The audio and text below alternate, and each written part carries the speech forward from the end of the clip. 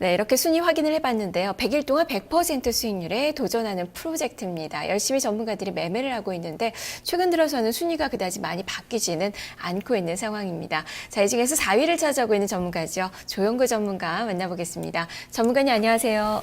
네, 안녕하세요. 순위가 만족스러운 상황은 아닌데 그래도 8위에서 점점 올라오고 있고 지금 플러스 전환의 수익률을 앞두고 있는 그 상황이에요. 많이 좀 오늘보다는 내일이 또 내일보다는 모레가 더 기대가 되는 전문가가 아닐까 싶은데 지난주에 매매 어떻게 하셨습니까? 지난주 매매가 그게 많았던 편은 아니었던 것 같습니다. 근데 기존에 이제 비중이 많았던 종목 중에서 이제 아로마 소프트가 좀 세게 올라갔고 그 현금을 그러니까 좀 약간 손실난 종목군들에 대해서 좀 손절 처리를 과감하게 하고 그 확보된 현금을 통해서 단기적으로 트레이딩한 종목군들에 대한 성과가 좀 좋았기 때문에 수익률이 지난주에 좀 마이너스권에서 좀 많이 올라온 게 아닌가 생각을 합니다. 그래서 매매 자체는 많지 않았지만 결론적으로 잘라낼 종목은 과감하게 잘라내고 또 기존에 이제 비중 있게 투자되어 있던 종목이 좀 올라오면서 수익률이 좀 개선된 것이 아닌가 그렇게 생각을 합니다. 예, 그렇다면 어떤 종목을 가지고 있는지 보유 종목을 함께 보면서 이야기를 해보도록 하죠. 네. 조영구 전문가의 보유 종목입니다. 지금 현재 7종목을 보유하고 있는데요. 초록뱀 지금 4% 정도 비중 싣고 있습니다. 수익률 역시 플러스권이고요. 세아가 3.66% 수익을 얻고 있습니다. 코나이, 조이맥스, 캠트로닉스 이렇게 종목들을 보유를 하고 있습니다. 이 밖에도 오로라, 아로마소프트 지금 아로마소프트의 비중이 가장 높은데요. 30% 비중이지만 수익률은 소폭의 마이너스권으로 기록을 하면서 전체적인 수익률이 조금은 위축된 그 모습이 나타나고 있는 그 구간입니다.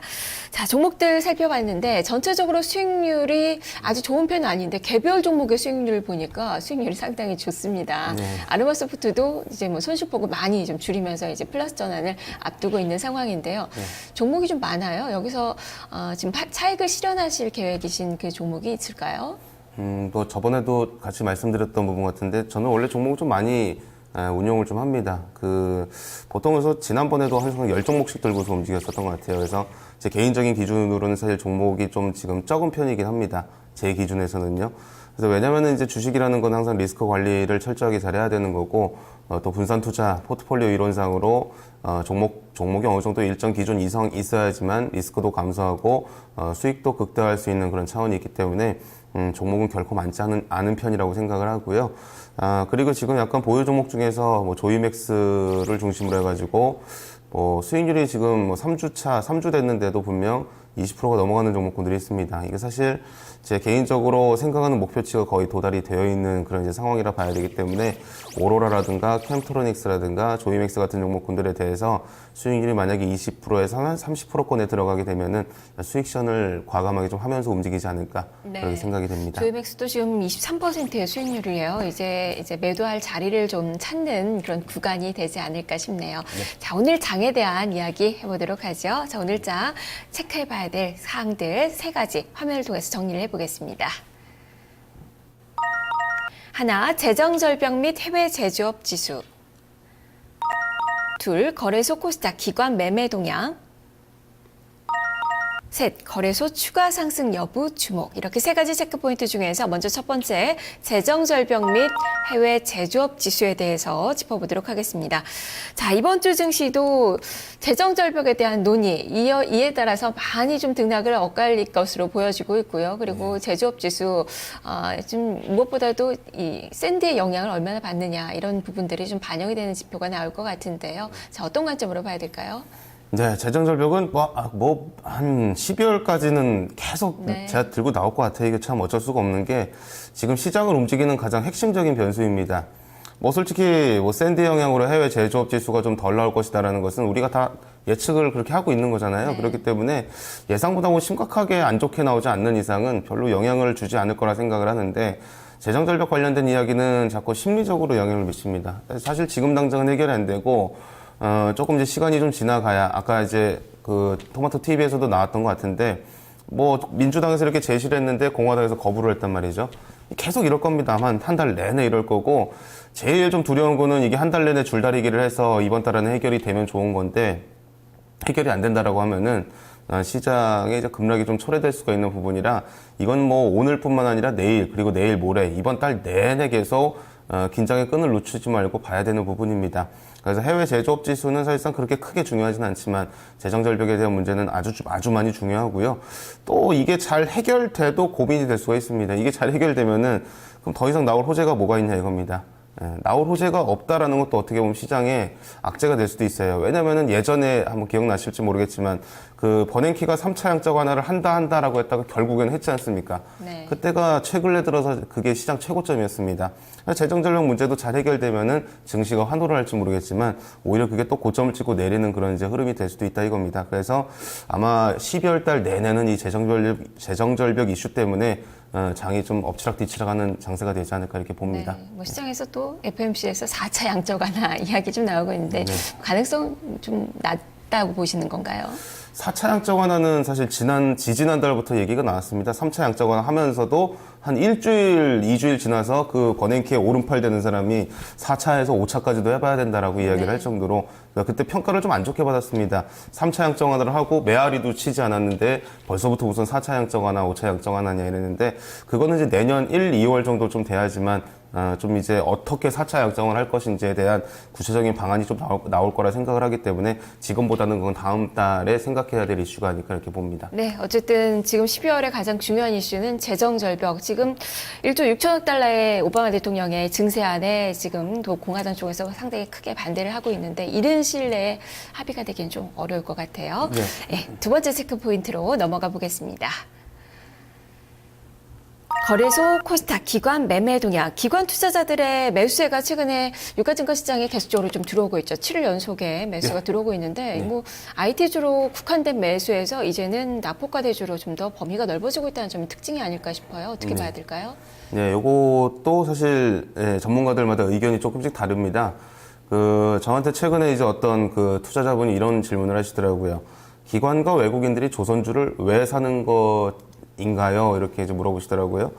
그래서 그거를 저는 이제 뭐라고 답변을 해드렸냐면은 그냥 단기 매매하는 것 뿐이다라고 저는 이야기를 좀 했습니다. 왜냐면은 2달 전에도 그랬고요. 대략 4달, 5달 전에도 그랬습니다. 기관과 외국인들이 이제 그 조선주니 뭐니 이제 화학주, 뭐 철강주, 중간재 쪽 사업을 중심으로 해서 경기 민감주를 이렇게 샀다가 조금 올라가니까 다 팔아버렸다 이거죠.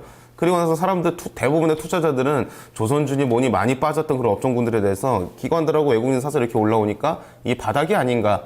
샀는데 다시 한번 바닥에 깨지고 이게 한 3-4번 정도 반복이 됐다 이겁니다. 지금도 마찬가지입니다.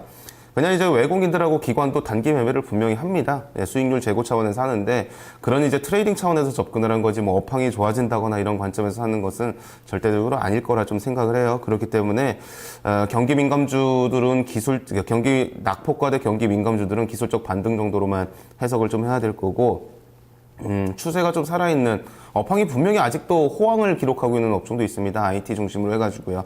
그쪽 업종은 계속 좀 움직일 수 있겠지만 그 외의 업종은 이제 또 기술적 반등 이후에 또 떨어질 가능성이 있기 때문에 그런 점을 좀 그냥 단순하게 기관들이 거래소를 산다라고 해서 그냥 무조건적으로 접근하기보다는 업황을 잘 분석을 해서 좀 파고 들어가야 되지 않을까 이렇게 생각합니다. 네, 기관의 매매 종목을 보되 이것이 단기적인 매매 종목인지 아니면 중장기적으로 끌고 갈 만한 업황이 되는 종목인지를 구분을 좀 해서 매매 전략을 세워봐야 되겠네요.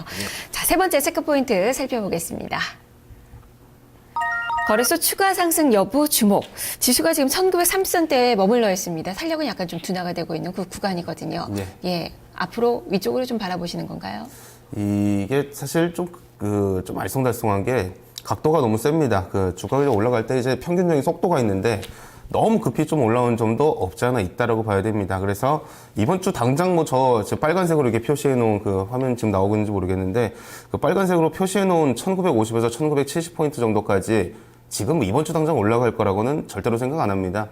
분명히 각도가 좀 세기 때문에 분명히 1900 전후에 또 조정을 거쳤다가 올라가려는 그런 시도 자체가 나올 가능성이 좀 크다라고 보고 있죠. 그래서 만약에 저 구간까지 올라가게 되는 그런 이제 때는 아마 분명히 이제 재정절벽에 대한 이슈들이 이제 뭐 지난주에는 뭐 해결이 될 똥말똥 뭐 거의 그런 분위기였는데 이제 뭐 거의 그 합의점을 찾았고 거의 다 왔다. 이제 뭐 거의 뭐 협상이 이제 타결된다.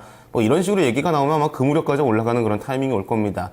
하지만 그 이상으로 올라가기에는 아직까지 뭐 강력한 뭐 모멘텀 자체는 없다라고 봐야 되기 때문에 일단은 당분간은 거래소 같은 경우는 단기간에 좀 조정을 거칠 수는 있겠지만 최종적으로 1950에서 12월 달에요. 1950에서 1970 정도까지의 목표치를 좀 달성을 해나가려는 그런 이제 흐름들이 만들어지지 않을까 이렇게 생각하고 있습니다. 예, 이렇게 오늘장의 체크 포인트를 들어봤는데 그러면 오늘 매매 어떻게 하실 계획이십니까? 예, 오늘 일단 뭐 개장을 해봐야 알 수가 있는데요. 네. 일단 기관들의 매매 동향을 좀 체크를 해봐야 되지 않을까 생각합니다. 기관들이 단순하게 그 낙폭과대 경기 민감주를 지속적으로 매수하는지 여부를 평가를 해야 되고, 최근에 조금 눌림을 받은, 그러니까 기술적 반등이 아직 완성되지 않은 그런 코스닥 쪽을 기관들이 어떻게 매매를 하는지를 좀 체크를 해봐야 될 거고요. 근데 이제 거래소 쪽은 최근에 낙폭과대 경기 민감주 중심으로 해서 좀 많이 올라왔습니다. 그래서, 사실 지난주에 만약에 그런 흐름을 알았다라고 한다면은 사실 저도 그쪽을 매수를 좀 했을 텐데, 그런 흐름 자체는 사실상 예측하지 못했던 부분이기도 하고요. 그래서 지금은 좀 늦었기 때문에 거래소보다는 코스닥의 실적 호전주 중심으로 해서 비중을 좀 다시 늘려나갈 좀 계획이 있습니다. 그래서 이제, 그 낙폭과대는 좀 많이 올랐지만 이제 이번 주 제가 단기적으로 좀 조정 나올 수 있다고 말씀드렸잖아요.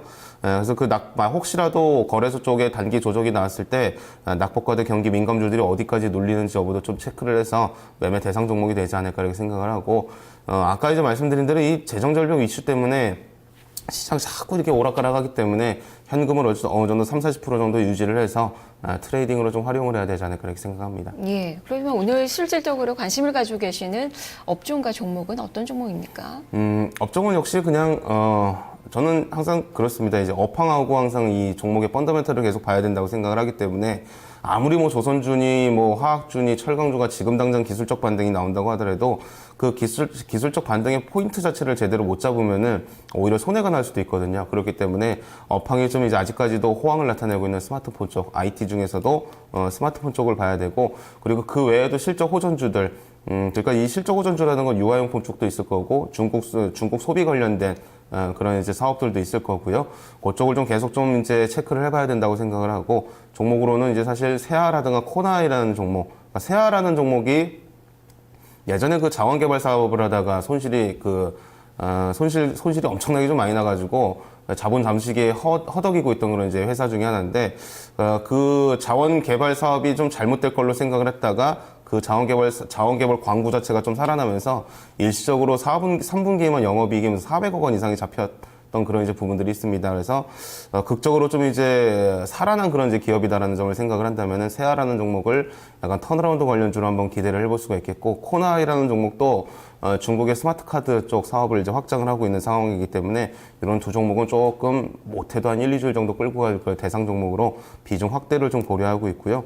그리고 초록뱀도 사실 오늘, 그러니까 지난주에 살짝 한 4% 정도만 이렇게 편입을 했는데, 요건 이제 단기 트레이딩 용도로만, 하루 이틀 정도 보는 용도로만 활용을 할 계획입니다. 알겠습니다. 오늘 말씀 잘 들었습니다. 네, 고맙습니다. 네. 자,